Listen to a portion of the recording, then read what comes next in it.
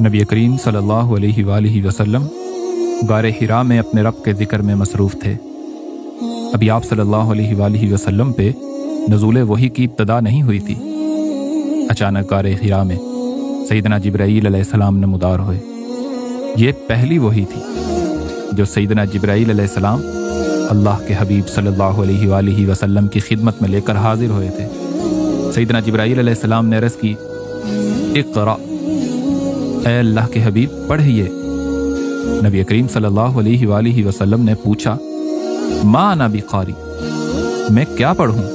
اب اس جملے کا ترجمہ کرتے ہوئے بعض لوگوں کو یہ شبہ ہوا ہے کہ ما انا بقاری میں حرف ما نفی کے لیے ہے، اس لیے ترجمہ یہ کیا جاتا ہے کہ میں پڑھنا نہیں جانتا۔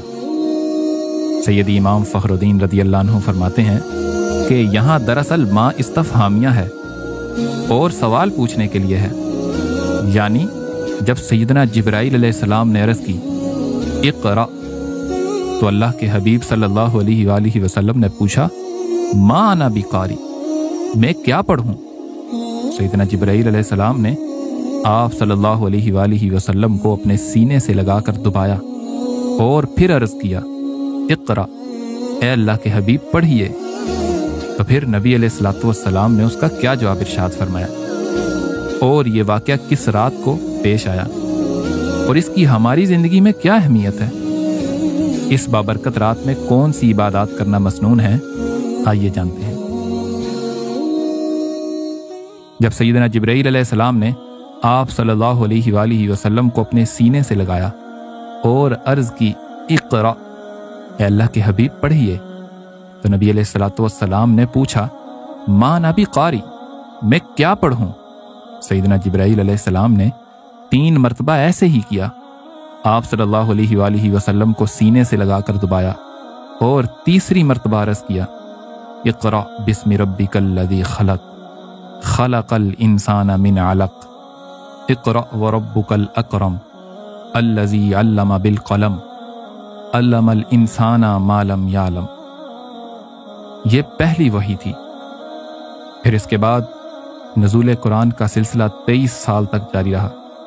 اللہ سبحانہ و تعالیٰ نے ارشاد فرمایا، انا انزلناہ فی لیلۃ القدر، بے شک ہم نے قرآن کو لیلۃ القدر میں نازل کیا۔ ہم جانتے ہیں کہ قرآن کو 23 سال کے عرصے میں نازل کیا گیا، جبکہ اللہ سبحانہ و تعالیٰ نے فرمایا ہے کہ ہم نے اسے لیلۃ القدر کی ایک رات میں نازل کیا۔ اس بات کو سمجھنے کے لیے ہمارے لیے یہ جاننا ضروری ہے کہ دراصل قرآن مجید کے نازل ہونے کی 2 صورتیں ہیں، انزال اور تنزیل۔ انزال کا معنی ہے کسی چیز کا ایک ہی مرتبہ مکمل نازل کر دینا، جبکہ تنزیل کا معنی کسی خاص مدت میں بوقت ضرورت کسی چیز کو نازل کرتے رہنا ہے۔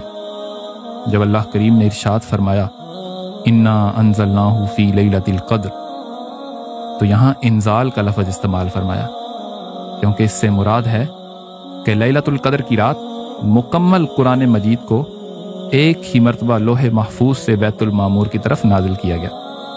پھر اللہ سبحانہ و تعالیٰ نے فرمایا، وَنَزَّلْنَاهُ تَنزِيلًا، ہم نے قرآن پاک کو تھوڑا تھوڑا کر کے نازل کیا، یعنی بیت المعمور سے سیدنا جبرائیل علیہ السلام حکم کے مطابق قرآن کی آیات نبی کریم صلی اللہ علیہ وآلہ وسلم کی خدمت میں لے کر حاضر ہوتے، اسی کو تنزیل کہتے ہیں۔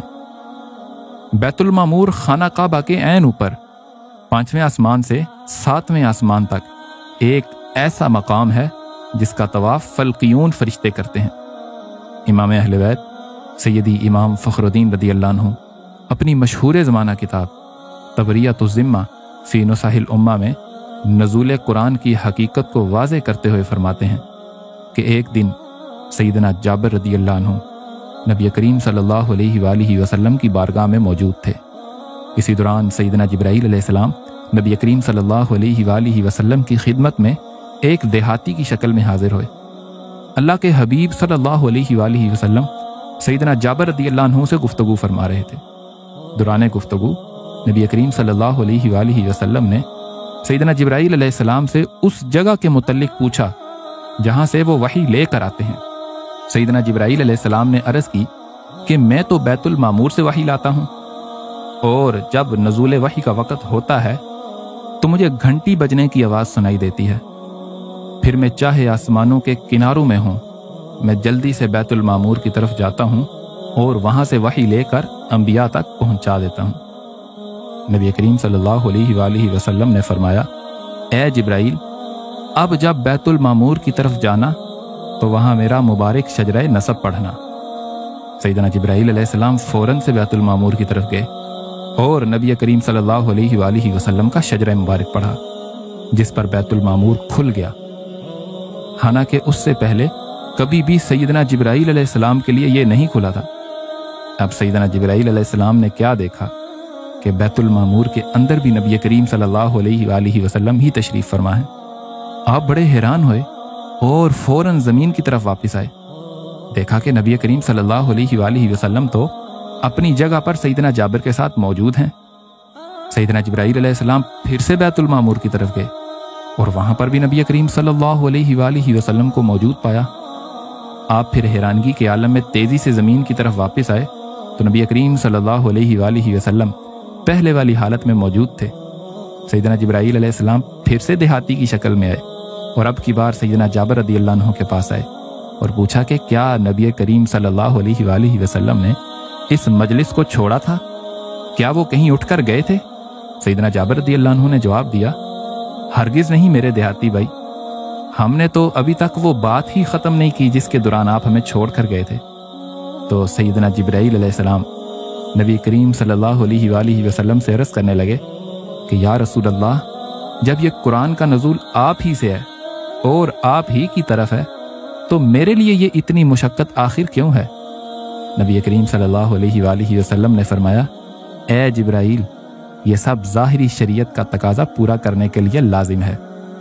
سیدنا جبرائیل علیہ السلام تو صرف اس پیغام کو پہنچانے پہ مامور ہیں جو ان کو بیت المعمور پہ سنائی دیتا تھا، اور اس پیغام کی کیفیت یہ تھی کہ وہ مکھی کی بنبناہٹ کی مانند ہوتا تھا، جیسا کہ سیدنا عمر فاروق رضی اللہ عنہ فرماتے ہیں کہ جب اللہ کے حبیب صلی اللہ علیہ وآلہ وسلم پہ وحی نازل ہوتی تو آپ صلی اللہ علیہ وآلہ وسلم کے رخ انور کے قریب شہد کی مکھی کی بنبناہٹ سنائی دیتی، یعنی وحی ایک طرح کے رمز اور کوڈز کی صورت سیدنا جبرائیل علیہ السلام کو وصول ہوتی، اور وہ اسی طرح نبی کریم صلی اللہ علیہ وآلہ وسلم کی خدمت میں پیش کر دیتے۔ اللہ کے حبیب صلی اللہ علیہ وآلہ وسلم وحی کو اسی کیفیت میں وصول فرماتے اور اس کو لوگوں کے لیے قول کی صورت میں بیان فرماتے۔ اس لیے تو اللہ سبحانہ و تعالیٰ نے فرمایا ہے، اِنَّهُ لَقَوْلُ رَسُولٍ کریم، بے شک یہ قرآن رسول کریم صلی اللہ علیہ وآلہ وسلم کا قول ہے، یعنی یہ کسی شاعر کی کوئی بات یا کسی جادوگر کی کوئی جادوگری نہیں ہے، بلکہ یہ تو اللہ کا کلام ہے جو اس کے عظمتوں والے رسول نے اپنے قول سے بیان فرمایا، اور جو اللہ کی وحی کے بغیر کوئی بات نہیں کرتا، جس کی دلیل خود قرآن ہے، وَمَا يَنطِقُ عَنِ الْهَوَىٰ إِنْ هُوَ إِلَّا وَحْيٌ يُوحَىٰ، کہ آپ صلی اللہ علیہ وآلہ وسلم جو بھی کلام کرتے ہیں وحی الہی سے کرتے ہیں، سو چاہے وہ حدیث قدسی ہو، آپ صلی اللہ علیہ وآلہ وسلم کا فرمان ہو یا پھر قرآن ہو، یہ سب اللہ کی طرف سے وحی ہے۔ غار حرا میں نزول قرآن کی ابتدا کا واقعہ جب پیش آیا، اس وقت نبی کریم صلی اللہ علیہ وآلہ وسلم کی عمر مبارک 40 برس تھی، سموار کا دن تھا اور رمضان کا آخری عشرہ تھا، لیلۃ القدر کی رات تھی۔ اس لیے تو نبی کریم صلی اللہ علیہ وآلہ وسلم نے فرمایا کہ لیلۃ القدر کو رمضان کے آخری عشرے کی طاق راتوں میں تلاش کرو، اور اللہ سبحانہ و تعالیٰ نے فرمایا ہے، اِنَّا أَنزَلْنَاهُ فِي لَيْلَةِ الْقَدْرِ، بے شک ہم نے قرآن کو شب قدر میں نازل کیا، وَمَا أَدْرَاكَ مَا لَيْلَةُ الْقَدْرِ، اور تمہیں کیا معلوم کہ شب قدر کیا ہے؟ لیلۃ القدر خیر من الف شہر، شب قدر تو 1000 مہینوں سے بہتر ہے۔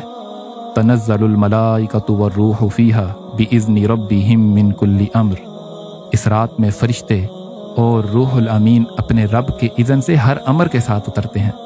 سلام ہی حتی مطلع الفجر، یہ رات طلوع فجر تک سلامتی ہے، یعنی یہ رات اللہ کی جانب سے امت محمدی صلی اللہ علیہ وآلہ وسلم کے لیے تحفہ ہے۔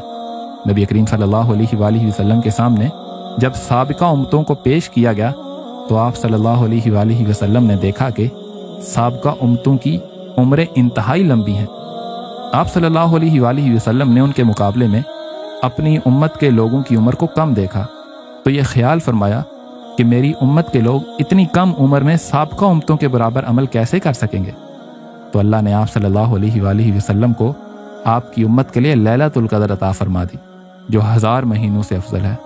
इसलिए आप सल्लल्लाहु अलैहि वसल्लम ने फरमाया, ये मुक़द्दस रात अल्लाह ताला ने फ़कत मेरी उम्मत को अता फरमाई, साबका उम्मतों में यह शरफ़ किसी को भी नहीं मिला।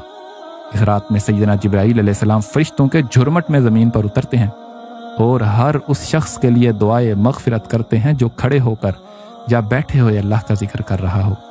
लिहाजा जो शख्स किसी तरीक़त से मुंसलिक है तो उसके लिए तो अपने औराद और वज़ाइफ करना ही अफजल है, और जो किसी तरीक़त से मुंसलिक नहीं है तो उन्हें चाहिए कि इस रात कसरत से इस्तग़फ़ार करें, क़ियामुल लैल करें, नमाज़ तस्बीह अदा करें, क्योंकि इस रात अल्लाह का जिक्र करना, क़याम करना और अपने गुनाहों की माफ़ी तलब करना बहुत बड़ी खुशबख्ती है।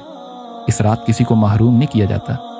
उम्मुल मोमिनीन सैयदा आयशा सिद्दीक़ा रज़ियल्लाहु अन्हा फरमाती हैं, मैंने नबी अलैहिस्सलातु वस्सलाम से अर्ज़ की, अगर मैं लैलतुल क़द्र को पा लूँ तो क्या करूँ? तो अल्लाह के हबीब ने फरमाया, तुम ये दुआ मांगना, अल्लाहुम्मा इन्नका अफ़ुव्वुन तुहिब्बुल अफ़्व फ़अफ़ु अन्नी। और जो इस रात भी सुस्ती करे तो ऐसे बदनसीब के लिए अल्लाह के हबीब ने फरमाया है, जो इस रात भी महरूम रहा वो हर तरह की खैर से महरूम रहा, और इसकी भलाई से महरूम वही रहेगा जो वाकई महरूम हो। अल्लाह सुब्हानहू व तआला हमें इस रात की बरकतें समेटने की तौफीक अता फरमाए।